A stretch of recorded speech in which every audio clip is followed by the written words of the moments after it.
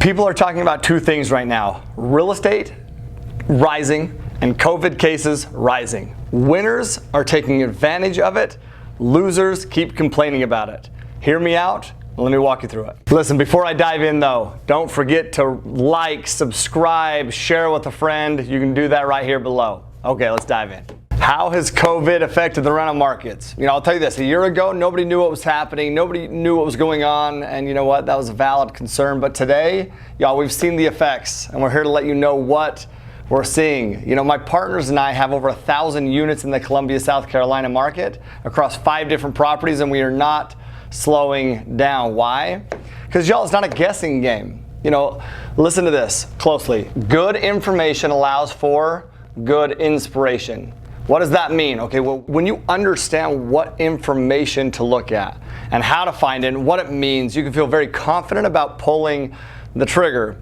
But on the flip side, if you buy into the chaos, that you see on the news, you won't be confident about anything. Because with chaos comes fear and uncertainty. Most people will choose to focus on that instead of what they can control. This video is going to help you change that. As long as you pay attention and then take action to what I'm about to teach you. So I'm going to give you 2 market indicators that have helped us find confidence through chaos. And at the end, I'll also give you a bonus tip on how you can control the uncontrollables.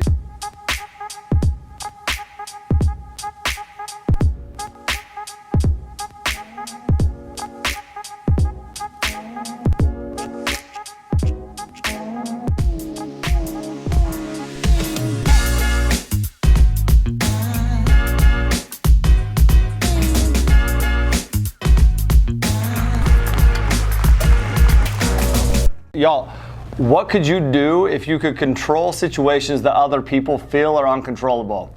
Whew. All right, the first factor though is to look at markets where rents are starting to rise after being stagnant or even dropping for a period of time.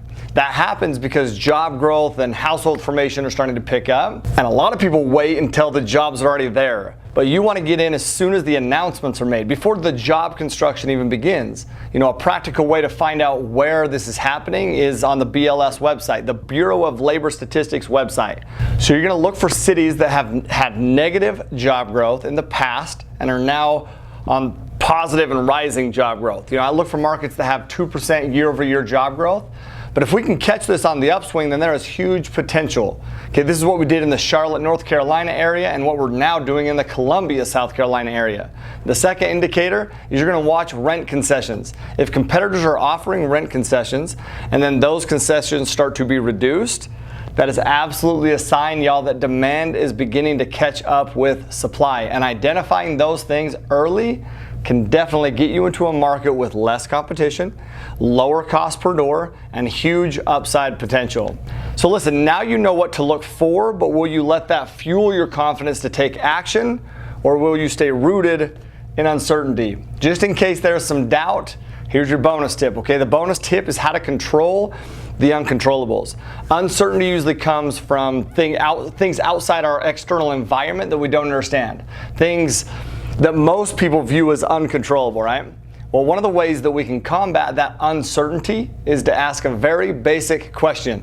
What can I control right now? Think about that. When you ask a question, our mind has no other choice but to begin trying to answer it. Ask the right questions and our brain starts looking for solutions. Ask the wrong questions though, and our brains will take us down a rabbit hole, and we all know what that rabbit hole leads to, which is a nonsensical world, right? The right questions are the ones that will force us to focus on solutions, things that are within our control, rather than the opposite.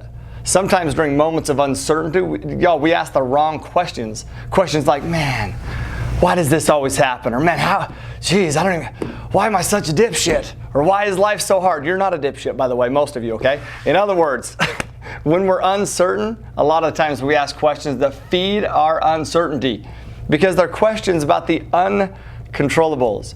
But if we can focus on things and if we continue to focus on things that we can't control, our uncertainty increases first off. But when we ask better questions, we get better results. When we define what we can control and then move towards it, we get this hit of dopamine.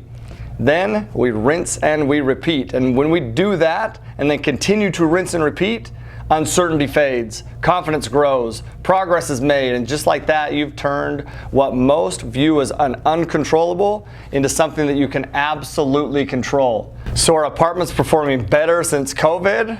Sure, but only for those who stared uncertainty in the face and then made decisions instead of excuses. So y'all, the ball is in your court now, okay? And I cannot wait to hear about all the amazing things that you do with it. Keep me posted, okay? My friends, do me a favor, okay? Like, subscribe, comment. I want to hear from you, and I also want to hear from your friends, so share it with your friends, okay? Aloha.